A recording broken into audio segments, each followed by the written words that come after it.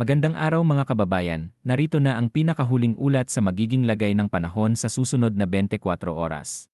Para manatili kayong updated sa mga ulat panahon at mahahalagang abiso, huwag kalimutang pindutin ang subscribe button at sundan ang aming mga susunod pang weather updates. Sa kasalukuyan, patuloy pa rin ang generally fair weather conditions sa malaking bahagi ng bansa dahil sa dalawang umiiral na weather systems. Una narito ang ridge o extension ng high-pressure area na matatagpuan sa hilaga ng Karagatang Pasipiko at umaabot sa northern at central Luzon. Ito ang nagdadala ng karaniwang maaliwalas na kalangitan at mababang tsansa ng pag-ulan sa mga nasabing lugar. Samantala, may posibilidad pa rin ng isolated rain shower o thunderstorms sa southern Luzon hanggang Mindanao. Dulot ito ng easterlies o hanging nagmumula sa Karagatang Pasipiko. Sa maraming lugar, kabilang ang Metro Manila, inaasahan ang bahagyang maulap hanggang sa paminsan-minsang maaliwalas na kalangitan.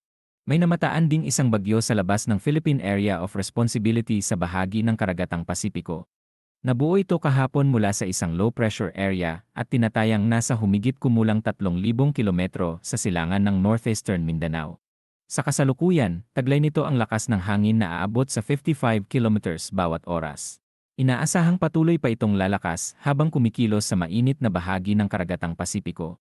Batay sa pinakahuling tropical cyclone forecast ng Pag-asa, kikilos ang bagyo pakanluran-hilagang kanluran at unti-unting lalapit sa Philippine Area of Responsibility.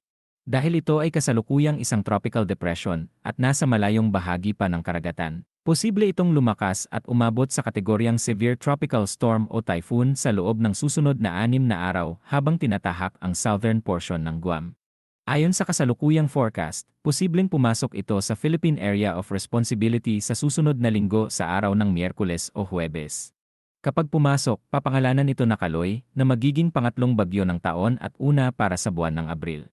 Sa pagpasok nito sa PAR, mula Huwebes hanggang weekend, inaasahang lilihis ito ng direksyon patungong hilagang kanluran hanggang sa tuluyang kumilos pa hilaga patungo sa southern portion ng Japan.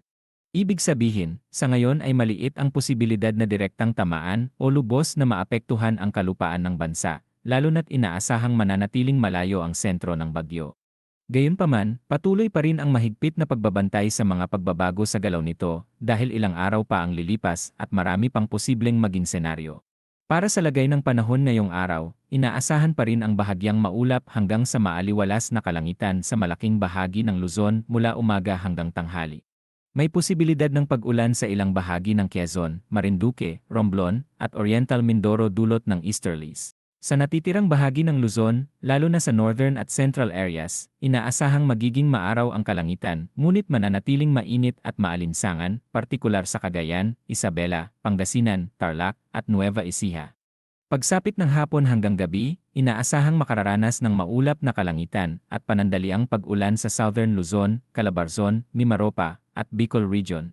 Sa Metro Manila, maaaring umabot sa 35 degrees Celsius ang temperatura, habang mas mataas ito sa Tuguegarao City na maaaring umabot sa 36 na degree. Ang heat index sa Metro Manila ay posibleng nasa 37 hanggang 38 degree pagsapit ng tanghali, at mas mataas pa sa ilang bahagi ng Ilocos Region, Central Luzon, at Cagayan Valley. Sa Visayas, partikular sa eastern portion, may posibilidad na ng pag-ulan mula pa lamang sa umaga sa mga lugar tulad ng Eastern Samar, Leyte, at Southern Leyte, dulot ng easterlies. Sa natitirang bahagi ng Visayas at Palawan, inaasahan ang bahagyang maulap hanggang maulap na kalangitan na may tsansa ng panandaliang pag-ulan, lalo na sa hapon at gabi. Sa Metro Cebu, maaaring umabot sa 32 degrees Celsius ang temperatura, habang sa Puerto Princesa ay aabot sa 33 degree. Gayunpaman, mas mataas ang mararamdamang init sa ilang lugar gaya ng Iloilo, Capiz, Aklan, at Northern Samar, kung saan maaaring umabot sa 40 degree ang heat index. Sa Mindanao, magpapatuloy ang bahagyang maulap hanggang paminsan-minsang maulap na kalangitan, lalo na sa Dinagat Islands at Surigao del Norte dahil sa easterlies. Sa ibang bahagi ng rehiyon, may posibilidad ng panandaliang pag-ulan at thunderstorms sa hapon hanggang gabi dulot ng localized thunderstorms. Sa Zamboanga City, inaasahang aabot sa 33 degrees Celsius ang temperatura, habang sa Davao City ay maaaring umabot sa 36 na degree. Mas mataas naman ang mararamdamang init sa ilang lungsod tulad ng Cotabato, Butuan, General Santos, at Zamboanga City, kung saan maaaring pumalo sa 40 hanggang 42 degrees Celsius ang heat index. Sa lagay ng karagatan hanggang weekend, wala namang inaasahang mapanganib na kondisyon ng alon dahil nananatiling malayo ang bagyo sa kalupaan. Sa pangkalahatan, banayad hanggang katamtaman ang taas ng alon. Sa Eastern Seaboard, maaaring umabot sa 1.5 metro ang taas ng alon lalo na kung may pabugso-bugsong hangin, habang sa West Philippine Sea ay inaasahang nasa 0.5 metro ang taas ng alon sa mga baybaying malayo sa Pampang.